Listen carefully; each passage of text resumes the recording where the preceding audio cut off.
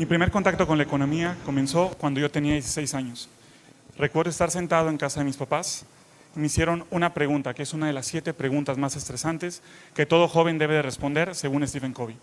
Se voltearon y me preguntaron: Armando, ¿qué quieres estudiar? La verdad es que hasta ese momento en mi horizonte de vida quería ser jugador de primera división y jugar en el Real Madrid, o quería ser un caballero Jedi. Es decir, mi horizonte estaba bastante desproporcionado. Tenía que comenzar a verlo de manera real. Y fue así como con 16 años y en una mesa, en el comedor de mi casa, tomé una decisión que me tardé en total para tomarla solamente 3 minutos y que iba a afectar el resto de mi vida. En ese momento yo no lo sabía, pero apliqué un principio, el principio económico de la ventaja absoluta y de la ventaja comparativa. Me di cuenta que mediante un sistema de discriminación, mediante un sistema de eliminación, pude tomar una decisión que a mis amigos les iba a causar muchísimos desvelos, muchísimas visitas al psicólogo, y a mí solo me habían tomado 3 minutos. Simplemente me di cuenta cuáles eran aquellas cosas en las que era comparativamente bueno y desechar aquellas en las que absolutamente yo era malo. Lo cierto es que no me interesaba la física, la química, pero me encantaba la matemática, la historia y la filosofía. Y llegué a la conclusión de que era muy probable que economía fuera un buen match para mí.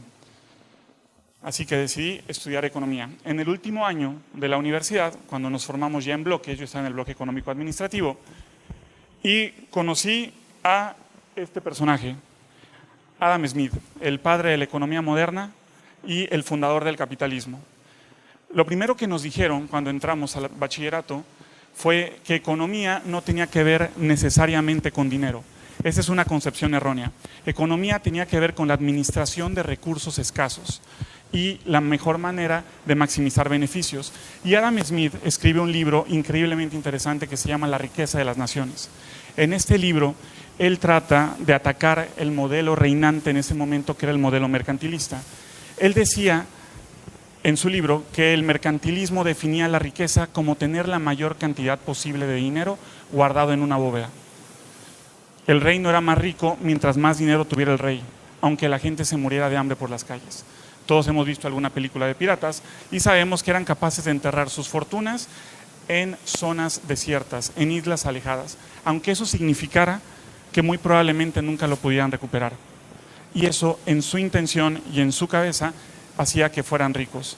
Adam Smith nos decía que esto era absurdo, que si verdaderamente queríamos generar riqueza, teníamos que dejar que el capital se moviera libremente en la economía. Esto tendría un efecto multiplicador, esto iba a generar una espiral ascendente y cada vez íbamos a terminar generando mayor riqueza y al final eventualmente llegar a un punto de felicidad. Él decía que mientras los mercados tuvieran mayores posibilidades y pudieran tomar más decisiones, más felices iban a terminar siendo las personas. De hecho, economía viene de 2 palabras griegas, oikos y nomía, que quiere decir la administración del hogar, lo cual me dice que ya desde los griegos había una preocupación sincera por poder llegar a final de mes, pero que también querían crecer, también querían aprovechar al máximo la cantidad de siervos que tenían en las casas, querían defenderse o querían expandirse, querían también hacer más productivos sus campos. Entonces, economía tiene que ver con tomar decisiones que nos ayuden a tomar y maximizar los beneficios de acuerdo a lo que estamos esperando. Economía está completamente basada en modelos. Nosotros, como economistas, tomamos a la realidad, la diseccionamos, hacemos un espacio muy pequeño con unas variables y estudiamos qué es lo que pasa cuando se modifican esas variables. Tenemos que hacer supuestos y tenemos que aplicar un modelo. En economía hay unas palabras mágicas que se llaman ceteris paribus, que quiere decir todo lo demás permanece constante. Y esto daba mucha tranquilidad. Cuando tú pones en un modelo ceteris paribus, quiere decir que simplemente te centras en aquellas variables que te interesan. Todo lo demás tendemos a entender que se va a mantener constante y nada se va a afectar. Una vez en un examen en la universidad hice un modelo fantástico en la clase de microeconomía y lo apliqué en el examen. Cometí el error de no poner la frase ceteris paribus y evidentemente la puse mal. El maestro me llamó aparte y me dijo: Armando, esto no puede pasar. Te has equivocado tan feo porque hay una cantidad increíble de información a la cual no puedes acceder y no puedes analizar. Me dijo: se te olvidó poner ceteris paribus. Yo, sí, bueno, pues así no se te va a olvidar, te la ponemos mala. Yo recuerdo que en ese momento me estaba quejando con él. Dice: ¿para qué hacemos modelos que son tan susceptibles de fallar? ¿por qué tenemos que hacer modelos que sabemos que en la vida real es muy poco probable que sucedan? Y recuerdo que su frase me marcó: Armando, si queremos marcar la realidad, tenemos que identificar los modelos y los supuestos que están funcionando en el mercado, y los que no funcionen tenemos que cambiarlo. Entonces yo recuerdo que en ese momento, a mis 18 años, 19 años, me di cuenta de la importancia de los modelos que yo mismo estaba aplicando en mi vida para tomar decisiones. Hasta ese momento me habían permitido entrar becado a una excelente universidad, no morirme de hambre, no tener vicios, pero que si yo quería algo más en mi vida, eran modelos bastante limitados. Tenía que cambiar mis supuestos y tenía que poder cambiar mi modelo. El modelo del hombre económico tiene dos supuestos fundamentales. El primero es que todos somos racionales. Y esto puede sonar un poquito chistoso, porque sabemos que no siempre somos tan racionales como deberíamos. Todos hemos salido del cine después de ver una película de llanto y salimos tristes y salimos apesumbrados, aunque sabemos que lo que pasó en la realidad no nos afecta en lo absoluto. ¿Cuántas veces hemos visto un partido de fútbol y ha perdido nuestro equipo y hemos durado enojados durante horas, cuando sabemos que en realidad no tiene sentido nuestro enojo? Y la racionalidad económica no tiene que ver con un perfecto dominio de las emociones. La racionalidad tiene que ver con tomar decisiones basadas en un modelo que me ayuden a maximizar mi beneficio.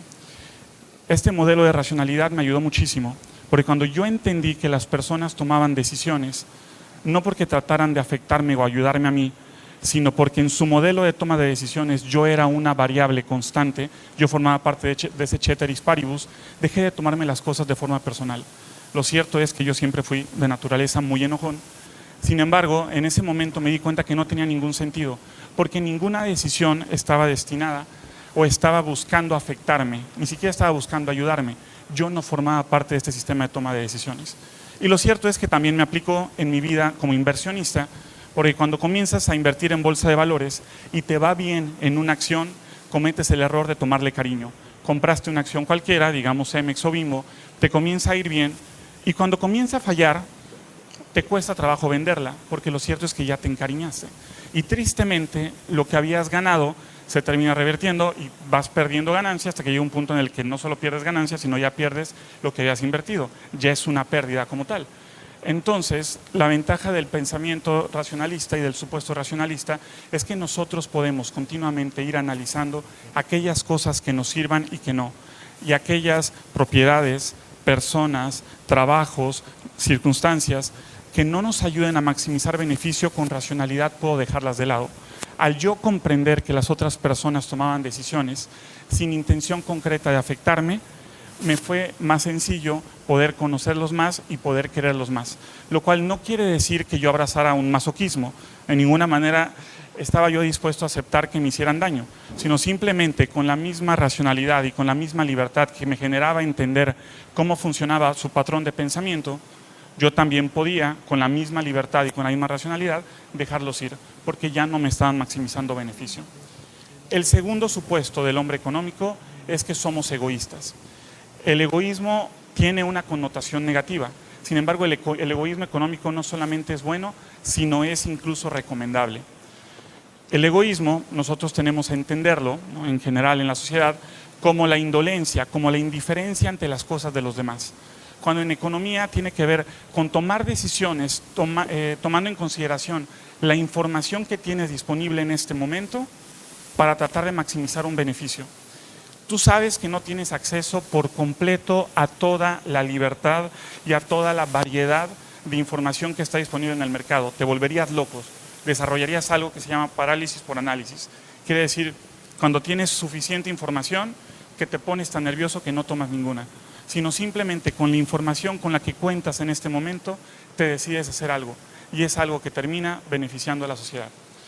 En mi caso, este egoísmo económico sucedió cuando yo termino mi carrera. Tuve un breve espacio en el que trabajé en el ambiente político y la verdad es que fue una experiencia espantosa para mí.